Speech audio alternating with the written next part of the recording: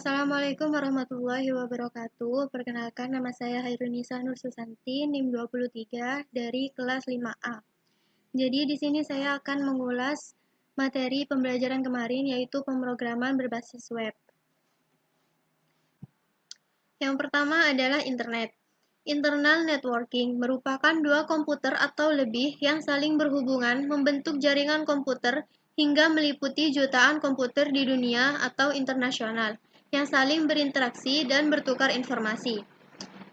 Interconnected networking, sebuah sistem komunikasi global yang menghubungkan komputer-komputer dan jaringan komputer di seluruh dunia.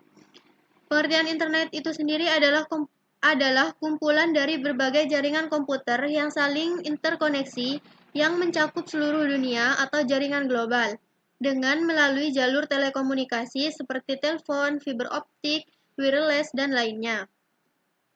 Kemudian WWW atau World Wide Web adalah suatu ruang informasi di internet yang digunakan untuk pengenalan global yang disebut dengan URL untuk mengenali sumber daya yang berguna.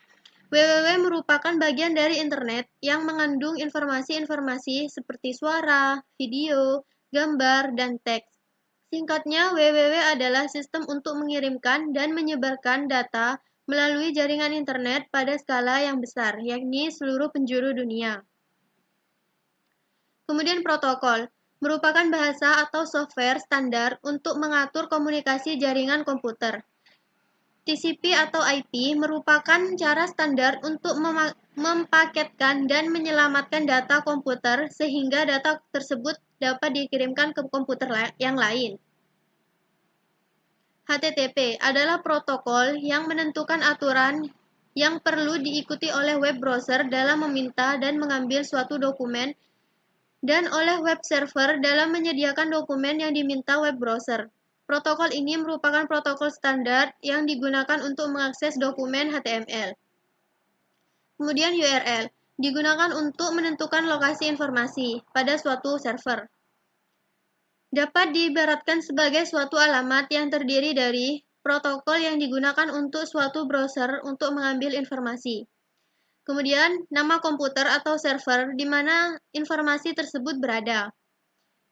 Selanjutnya, jalur atau path serta nama file dari suatu informasi.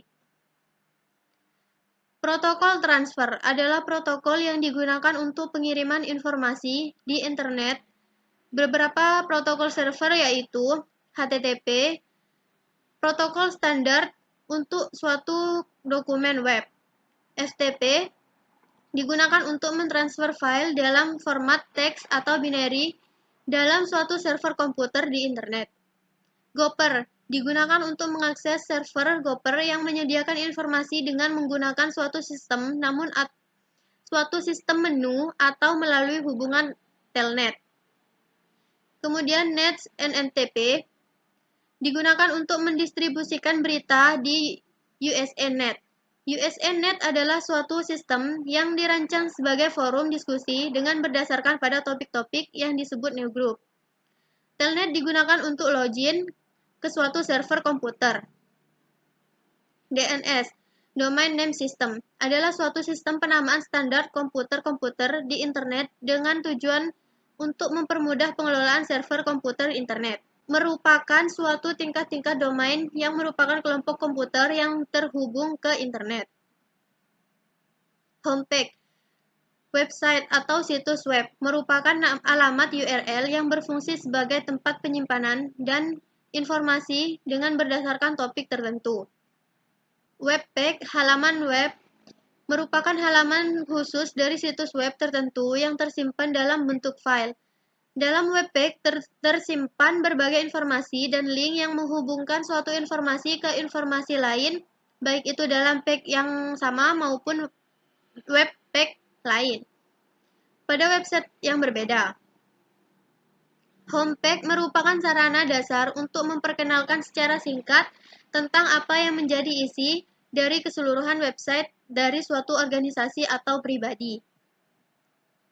Server dan klien. Dalam dunia internet, selalu terdapat dua sisi yang saling mendukung, yaitu server, penyedia berbagai layanan termasuk web. Layanan web ditangani oleh sebuah aplikasi bernama web server. Kemudian klien. Klien bertugas mengakses informasi yang disediakan oleh server. Pada layanan web, klien dapat berupa web browser. Nah, web browser berjalan pada komputer user.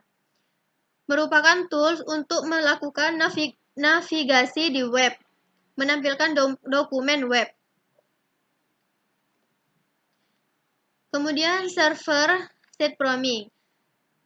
Web server melakukan parse dan eksekusi sehingga skrip embedded dalam halaman web. Client set programming. Web browser melakukan parse dan eksekusi sehingga skrip embedded dalam halaman web. Nah, kemudian ringkasannya, server dalam klien adalah dua sisi yang saling mendukung sehingga internet tetap berjalan. Untuk mengirimkan informasi di internet perlu protokol. Sisi server merupakan web server, sedangkan sisi klien berupa web browser. Dalam web programming terdapat server-side programming dan client-side programming. Sedangkan untuk membuat web yang dinamis diperlukan server-side dan client-side programming. Mungkin cukup sekian ulasan dari saya. Kurang lebihnya saya mohon maaf. Wassalamualaikum warahmatullahi wabarakatuh.